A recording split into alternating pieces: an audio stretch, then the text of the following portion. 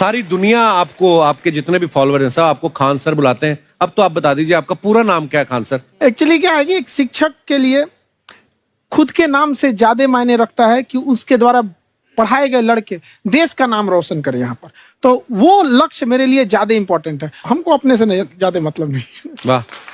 मैं खान सर के बारे में बता दूं कि इनका यूट्यूब पे जो एजुकेशनल चैनल है उसके 17 मिलियन मतलब 1,70,00,000 फॉलोअर्स हैं। अब 19 हो गए। 19 हो गए। बाप रे, क्या बात है, वाह। तो लॉकडाउन से पहले सर 30,000 थे। हाँ। एकदम लॉकडाउन के बाद जितनी आपकी सब्सक्रिप्शन बढ़ी है उतनी तो ओटीटी प्लेटफॉर्म्स की नहीं बढ़ी जितनी आपकी बढ़ गई। ये नेक काम की शुरुआत कैसे हुई थी खान सर? लॉकडाउन से पहले हम लोग ना ऐसे फिजिकली क्लास में ज्यादा पढ़ाते थे। अच्छा जी। क्लास में भी बहुत भीड़ रहती थी, लड़के पढ़ नहीं पाते थे। मजबूरी हो गई लॉकडाउन के बाद यूट्यूब पर पढ़ाना, क्योंकि दूसरा कोई ऑप्शन ही नहीं था।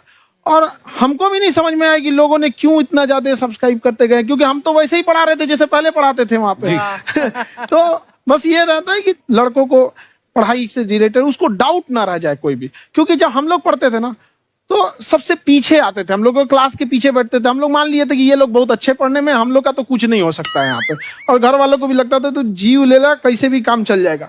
बाद में हम लोग को पता चला ना कि टीचर की गड़बड़ी थी, हमारे ऊपर ब्लेम लगा दिया। सर आइए, बहुत बहुत स्वागत है आपका। वाकई एक्चुअली अगर पढ़ाने का तरीका इतना सरल हो, आसान हो, जैसे ना सर मुझे बचपन में ना मुझे हिस्ट्री का पढ़ने का बड़ा मजा आता था। बड़ा होके पता चला कि मेरा हिस्ट्री में तो था इंटरेस्ट, पर मुझे कहानियां पढ़ना अच्छा लगता था जी। आज मुझे थोड़ा लिखने का भी शौक है, एक आध कुछ शायद फ्यूचर में चल के आप वो भी कुछ ऐसा देखें, तो मतलब मुझे शौक है लिखने का। अब जाके समझ में आया कि वो क्यों अच्छा लगता था, उसमें कहानी होती थी। तो ये नहीं हमें पढ़ाया, हमें रट्टा मरवाते थे। तो ये जो आपका ये जो तरीका ये बहुत ही बढ़िया है। काश हमारे समय में भी ऐसा होता, यूट्यूब पे अच्छे अच्छे शिक्षक होते। हालांकि हमारे टीचर भी बहुत अच्छे थे, लेकिन इतने डिटेल में खान सर मैंने आपके वीडियोस देखे हैं, मतलब जिस सब्जेक्ट को आप जानते भी ना हो और अगर लेक्चर देखें और सुने तो उसमें इतनी रुचि पैदा हो जाती है। बिकॉज हम सब टीचर्स के द्वारा ही पढ़ाए गए हैं और हमारे अच्छे टीचर्स भी रहे हैं, लेकिन जरूर आप में एक बहुत ही खास बात है कि आप हर सब्जेक्ट को बहुत इंटरेस्टिंग बना देते हैं। और थैंक यू। इसमें क्या है ना, टैलेंट जो है ये टीचर्स को विजुअल ट्रेनिंग कैसे देनी है, जो बताया अभी कपिल जी ने। कहानी, मैं एक छोटा प्रश्न पूछता हूँ, असैसिनेशन की स्पेलिंग किसको मालूम है?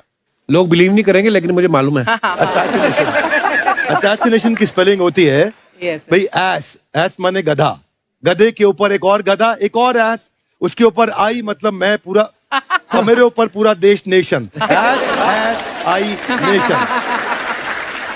तो ASSASSI मैं ये जितना विजुअल कर दें पढ़ाने को, जितना आसान कर दें। वो याद नहीं होता था रेडियो किसने बनाया, बोला रेडियो चल नहीं रहा, इसको मार थप्पड़ मार, कोनी मार, कोनी मार, कोनी मार, कोनी ने बनाया, याद हो गया, मार कोनी ने बनाया। जितना विजुअल कर दो। जैसे आपने कहा कि कैसे किसी चीज को इतना अच्छा समझा देते हैं, वो आधे घंटे के क्लास के लिए पीछे 1 हफ्ते का मेहनत होता है। मैं ये भी पूछने वाली थी कि कितनी मेहनत लगती है आपको। वो डिपेंड करता है कि हम कब तक सेटिस्फाई नहीं हो जाते। अच्छा। कभी कभी तो कोई चीजें 2-2 महीने से अटकी हुई है, जब तक हम नहीं सेटिस्फाई होते, नहीं इसको ऐसे नहीं, अब लड़के समझो तब तक नहीं बताते उसे। कहते हैं ना, दुनिया ने मेरी बुलंदियां देखी, किसी ने पांव के छाले नहीं देखे। क्या है ना कि हम लोग अपने स्टूडेंट लाइफ में इतना पीछे थे ना, कभी कभी अपने आप को से डर लगने लगता था, यार हम कहाँ आ गए, हमारा कुछ हो सकता है कि नहीं हो सकता है यहाँ पे। तो लेकिन ना कुछ सीखने का बड़ा शौक था। हाँ। तो जैसे एक फिल्म बनाने से पहले डायरेक्टर कितने महीने की प्रैक्टिस करता है, 2 साल की मेहनत के बाद एक 3 घंटे की फिल्म बनाना पड़ता है। उस तरह से थोड़ा काफी मेहनत करना पड़ता है पीछे से, तब जाके समझ में आता है। और धीरे धीरे एक्सपीरियंस होने से थोड़ा समझ में आ जाता है कि क्या, कहाँ पे कौन सा चीज डाउट आएगा वहां पे। और आपसे पढ़ाई करने का ये भी फायदा है, ये पीट नहीं सकते ना यूट्यूब चैनल से, अंदर से निकल के थप्पड़ भी नहीं मार सकते। हमें तो पीटा इतना है ना, हम तो मतलब टीचर से सवाल नहीं पूछ सकते थे। अभी बचपन में पूछ भी लिया ना कि सर सूरज कितना दूर है, तुझे जाना है उधर। मतलब ये नहीं कि बच्चे के साथ दोस्ती करो, उसके साथ। आजकल माहौल बहुत बदल गया है, अब तो बच्चों की पिटाई भी नहीं होती, हमारे टाइम बड़ी पिटाई होती थी। हम भी कहते हैं, हमसे भी लड़के नहीं पूछते हैं, क्योंकि उन्हें पूछने की नौबत ही नहीं आती है। क्लियर हो जाता है ऐसे ही। वाह, क्या बात है। मैंने देखा है सर आपके फॉलोअर्स में रवीना टंडन भी है एक, तो जब आप आए कितनी मुस्कुराहट आई खान साहब आपके। तो जब कभी आप कोई नया वीडियो डालते हैं तो आप उनको पर्सनली मैसेज करते हैं कि किसी चीज पे डाउट हो तो कॉल मी एनी टाइम, ऐसा कर सकते हैं आप। अच्छा, विवेक सर के बारे में हमने सुना है कि किसी को बिजनेस रिलेटेड प्रॉब्लम हो तो ये 5 सेकंड के अंदर जवाब दे देते हैं। जब भाभी जी आपको तैयार होने के बाद पूछती मैं कैसी लग रही हूँ, 5 सेकंड में जवाब दे पाते हैं आप? देखिए, इसमें तो सभी लोग पीड़ित है और हर जगह, हर घर में ये जरूर सुना होगा सबने कि बच्चों के चक्कर में तुम्हारे साथ रह रही है, वरना तुमको तो कब का छोड़ के चली गई होती। ये बड़ी कॉमन बात है। So right. So right. Parmeet sir बोलते हैं आपको ऐसा? आप तो कभी नहीं बोलती होंगी।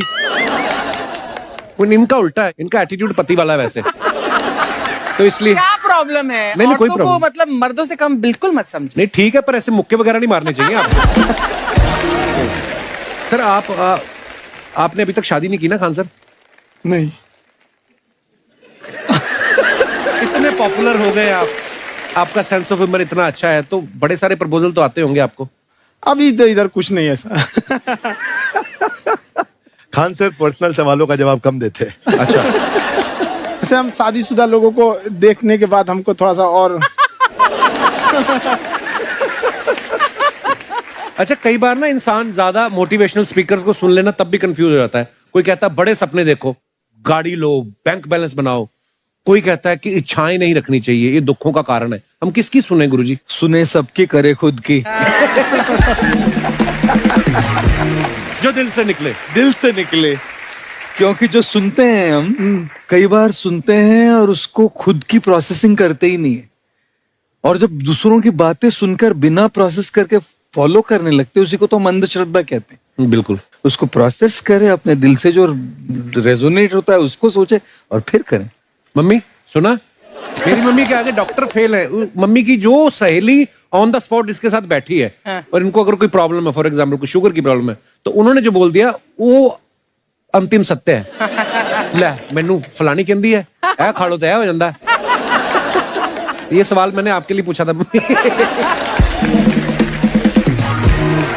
आई wanted to ask Khan sir कि आपका एक एपिसोड था ट्रेन के बारे में, कि ट्रेन में ऐसा क्यों होता है, शुरुआत में ऐसा हुआ था, ये यहाँ पर बोगी के लिए ये कनेक्शन, तो ये सोर्स क्या होते हैं आपके, कहाँ आपसे से सुन ढूंढ के लेंगी, लाते उसके हैं? बाद खुद का चैनल शुरू करेंगी। कुछ चीजें तो ऐसे डायरेक्टली मिल सकती हैं, और नहीं तो वहाँ ऑन द स्पॉट जाके वहाँ पे पूछ लेते, जो वर्कर होते हैं ना, उन लोग को ज्यादा आइडिया रहता है, उन लोग से वो पूछ लेते हैं कि ये कैसे काम करता है, तो वो ज्यादा कोशिश करते हैं कि हम किसी चीज को खुद से अगर जाने रहेंगे तो ज्यादा अच्छे से डिलीवर कर सकते हैं। तो कई बार वहाँ यार्ड वगैरह में भी चले जाते हैं पता करने के लिए। लेकिन बहुत इंटरेस्टिंग था। हवाई जहाज पर भी बनाइए। आप कहती हैं तो एक उस पर भी बना ही देंगे। बहुत शुक्रिया जी। अच्छा सर, कई बार ना माँ बाप भी, जो मैं ये कहूंगा कि उनकी गलती होती है कि अगर अब बच्चा आपका 4-5 साल का है, आप शुरू से उसके मन में डालना शुरू कर देते हो कि ये तो इंजीनियर बनेगा। हो सकता है बाप इंजीनियर हो, वो चाहता है कि जरूरी तो नहीं है। अब मेरे पिताजी पुलिस में थे जी, मेरे मामा सब आर्मी में थे, मैं अकेला इस फील्ड में निकला है, मुझे ये चीज अट्रैक्ट करती थी। ये कहाँ तक सही है सर? जी, मेरे हिसाब से तो बच्चों पे कभी प्रेशर नहीं डालना चाहिए, लेकिन साथ ही साथ हमको ये भी देखना चाहिए कि जैसे एल्बर्ट आइंस्टाइन ने एक बहुत अच्छी बात बताई थी, अगर एक खरगोश हो, एक बंदर हो, एक हिरन हो, एक शेर हो और एक मछली हो, उन सब को आप एक कतार में खड़ा कर दीजिए और उन सब के लिए एक ही टेस्ट हो कि आप पेड़ पे सब लोग कैसे चढ़ पाए। बहुत खूब। ओके, अब सबको एक टेस्ट कैसे दिया जाए?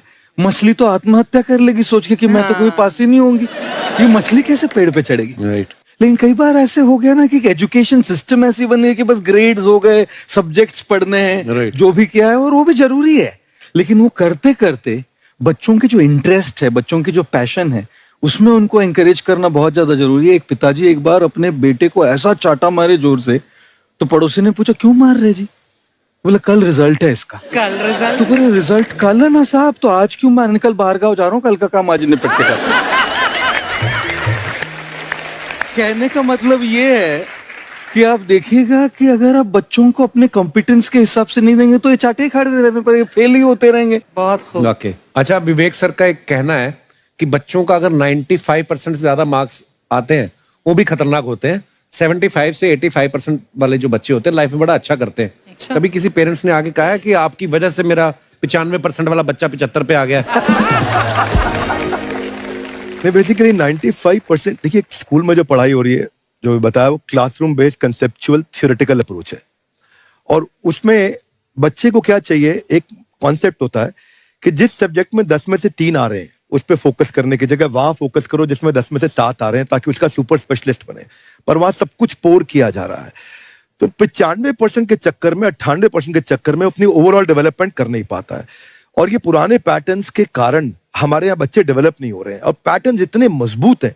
तो मैं ये लोगों को बोलता हूं कि बच्चे को जो उसको आता है, जो उसको भाता है, जो बाजार चाहता है, जब इनका कॉम्बिनेशन बन जाता है तो बच्चा इतना सफल हो जाता है कि उसके मुकाबले कोई और खड़ा नहीं हो पाता। क्या बात है, बहुत अच्छी बात। मैं देखो, ये पुराने बिलीफ तोड़ने जरूरी हैं।